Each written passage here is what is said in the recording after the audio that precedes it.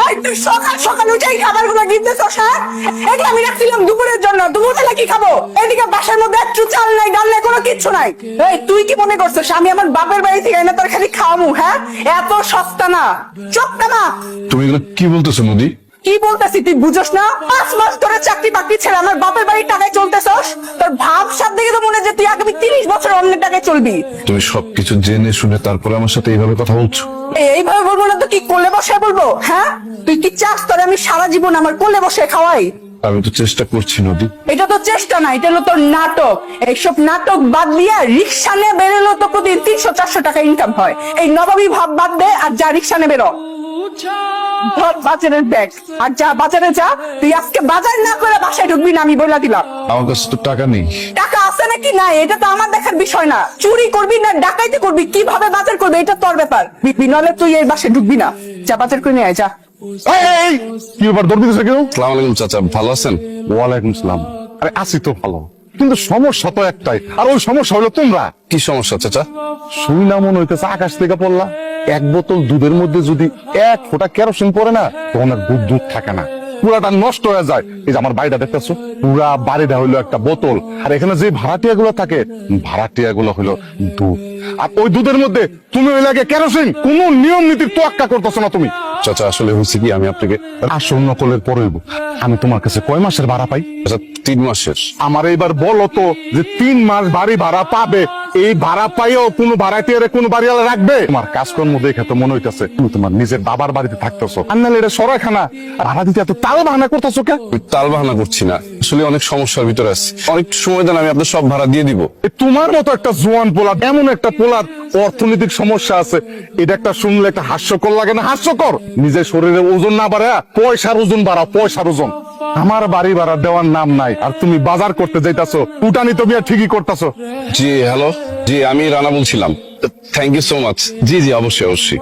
IPhone, আমার বাড়ি ভাড়া দিবার পারো না, আবার আইফোন চালাও। কথায় আছে না, পেটে ভাত নাই কাঠে সিন্ধু। আর তোমার তো মেয়ে ওই একই অবস্থা হয়েছে। ভাবছিলাম তোমার 2-3 দিন সময় দেবো, এখন আর কোনো সময় দেবো না। তুমি আজকের মধ্যে আমার সমস্ত ভাড়া দিবা, আর যদি ভাড়া দিতে না পারো, তোমার আর তোমার বউরে গাড় ধাক্কা দিয়ে রাস্তা নামাই দিব। চাচা বিশ্বাস করেন, আমি খুব সমস্যার ভিতরে আছি।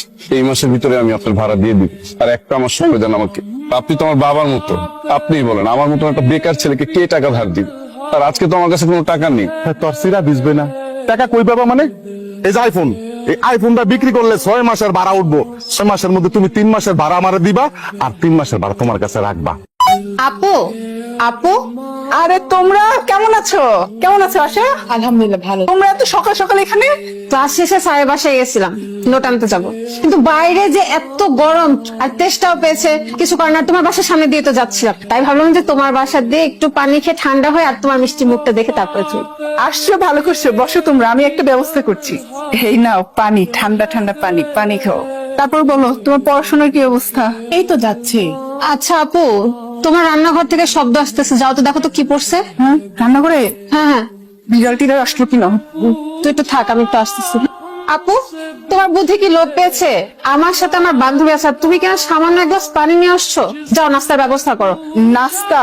কোন ভাব করতেছো জানে এই প্রথম এই শব্দটা শুনতে পারতেছো? নাস্তা দেবার মতো তেমন কিছু নেই, শুধু ভর্তার ভাত আছে। তোর দুলাভাই বাজারে গেছে, ও আসলে আমি একটা ব্যবস্থা করছি। আচ্ছা এক কাজ করো, বাসায় কি সামান্য চাটুকুও নাই? আমি সত্যি বলছি, বাসায় আসলেই কিছু নেই, থাকলে আমি দিতাম। আমার মনে হচ্ছে আমি নিজের গালে নিজেই 2টা থাপ্পড় মারি। আমার এখানে আসার আগে ভাবা উচিত ছিল যে আমি কার বাসায় যাচ্ছি। একটা ছোট লোক যে কিনা আমার বাবার পয়সায় খায়, আমি তার বাসায় নাস্তার অপেক্ষা করছি। তুই রাগ করিস না, আমি দেখছি কি ব্যবস্থা করা যায়। আমার বাবা যে কি করতে ছোট লোকটার সাথে তোমার বিয়ে দিয়েছিল আমি জানি না। বিয়ে 3-4 মাস না যেতে না যেতেই ও চাকরি চলে গেছে। না আছে কোনো যোগ্যতা, না আছে কোনো কিছু। তুই সব কি বলছিস? কি বলছি তুমি বুঝো না? আপু একটাবার ভেবে দেখেছো, তোমার জামাই বেকার, এটা যদি কোনো পরিবার জানতে পারে, আমাকে কি তার বাড়ি বউ করে নিবে? তুই এভাবে কথা বলছিস কেন? তুই বল, এখানে আমার কি করার আছে? তুমি তোমার বেকার লাফাঙ্গা জামাই গলা ধরে বসে থাকো, তোমাকে নিজের বোন ভাবতেও লজ্জা হচ্ছে। টাকাটা দেওয়ার জন্য ধন্যবাদ। আইফোন গেলে আইফোন আইবো আর যাইবো, কিন্তু আমার মতো বাড়িওয়ালা একটা পাইবা না। নদী, বাজারগুলো ধরো, তাড়াতাড়ি রান্না করো, আমার না অনেক ক্ষুধা লাগছে।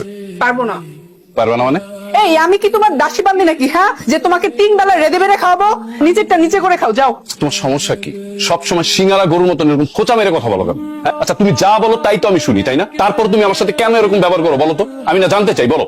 জানতে তো তোমাকে হবেই। তোমার মতো বেকার ছেলেকে বিয়ে করার পর আমার জীবনে কি কি প্রবলেম হয়েছে, এগুলোর সমস্যার সমাধানও করতে হবে। আমার কিন্তু মন মেজাজ এমনিতেই খুব খারাপ আছে, যা বলবা সুদাসুজি বল। আমি আর তোমার সাথে সংসার করতে চাই না। কি বললা তুমি? আমার কথাটা তুমি মাথা ঠান্ডা করে শুনো। আমার তো এখন চাকরি নেই, তাই আমরা একটু হিমশিম খাচ্ছি। আর মানুষের খারাপ সময় তো সবসময় থাকে না, আমাদেরও একদিন ভালো সময় আসবে। আর এই খারাপ সময় তো তোমাকে একটু ধৈর্য ধরতে হবে। আল্লাহ আমাদের জন্য ভালো কিছু রেখেছে। আর তুমি নিজেকে একা মনে করতেছো কেন? আমি আছি না তোমার সাথে? তুমি ওই বিশ্বাস নিয়ে থাকো, হ্যাঁ।